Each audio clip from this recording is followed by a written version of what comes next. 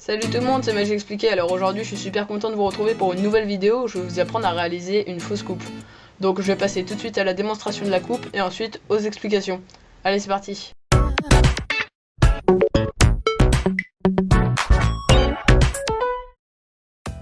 Alors pour cette coupe, je prends un jeu de cartes totalement normal et mélangé bien sûr.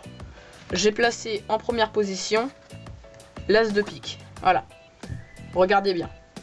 As de pique en première position, si je coupe le jeu comme ceci et que je claque des doigts, l'as de pique remonte.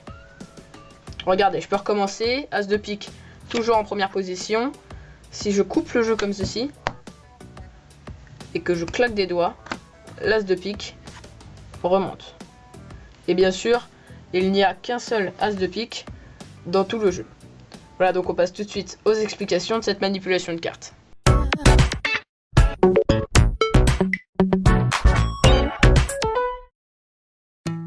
Alors, pour cette fausse coupe, on va prendre un jeu totalement normal et mélangé bien sûr.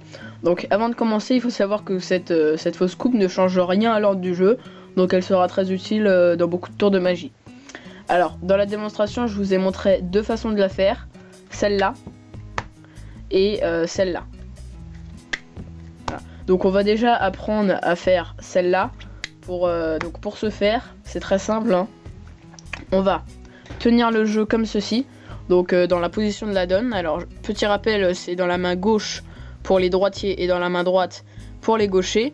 Donc on tient avec le pouce sur la tranche de gauche, moi bien sûr je suis droitier donc, l'index sur la tranche du haut et le majeur, l'annulaire et l'auriculaire sur la tranche de droite. Ensuite on va venir prendre le jeu comme ceci, donc on va décaler l'index, on va prendre le jeu avec l'index et le majeur et le pouce et on va caler bien tout ça à droite. Donc voilà, l'index et le majeur sont bien à droite et le pouce aussi bien dans l'angle, comme ceci. Voilà. Ensuite c'est très simple, on va scinder le jeu en deux. Donc l'index va partir comme ceci, le majeur ne bouge pas et l'index va partir comme ça scinde le jeu en deux. Donc je vous le refais, on scinde comme ceci le jeu en deux. Et le pouce tient les deux jeux. Voilà, donc on recommence, on tient le jeu en position de la donne, on décale l'index, on vient le prendre et on scinde le jeu, comme ceci. Voilà.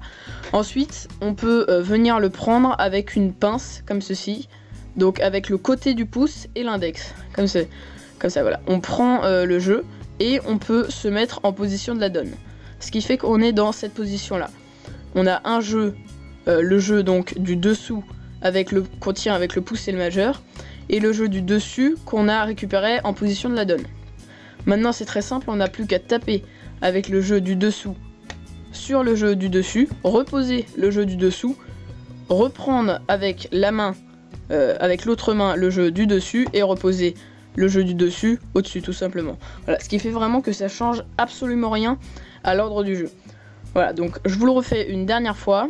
On est en position de la donne, on décale l'index, on vient le prendre, on scinde le jeu, on récupère avec la pince, on se remet en position de la donne, on tape, on pose et on repose. C'est très très simple, hein. Maintenant pour la variante, c'est en fait rien ne va changer à part le fait que on va pas prendre le jeu comme ça comme une pince, on va le prendre avec l'index. Comme ceci, donc on prend le jeu dessus avec l'index et on va le faire tourner. Comme ceci, on tourne jusqu'à ce qu'on puisse le prendre avec la main. Et là je peux. Et normalement on est directement en position de la donne. Comme ceci. Et ensuite c'est comme tout à l'heure. On tape, on pose et on pose. Voilà. Ce qui fait que là aussi l'ordre du jeu n'est pas du tout changé. Je vous le fais avec une carte retournée pour mieux que vous compreniez. Voilà. Comme ceci. On prend. Hop. Voilà. Le 2 de cœur est resté sur le dessus. Hop, la première façon, comme ceci. Voilà. Donc c'est très très simple, il faut juste bien s'entraîner. C'est un geste qui doit être assez rapide normalement, comme ceci, pour pas que le spectateur ne le voie. Et je peux vous assurer que c'est vraiment redoutable, car moi, en 4 ans de magie, jamais un spectateur n'a vu que je faisais une fausse coupe. Voilà. Donc c'est la fin de cette vidéo, j'espère qu'elle vous aura plu. Si c'est le cas, n'hésitez pas à laisser un j'aime et un commentaire pour me dire ce que vous en avez pensé. Vous pouvez aussi rejoindre ma page Facebook, le lien est dans la description de la vidéo. Allez, salut!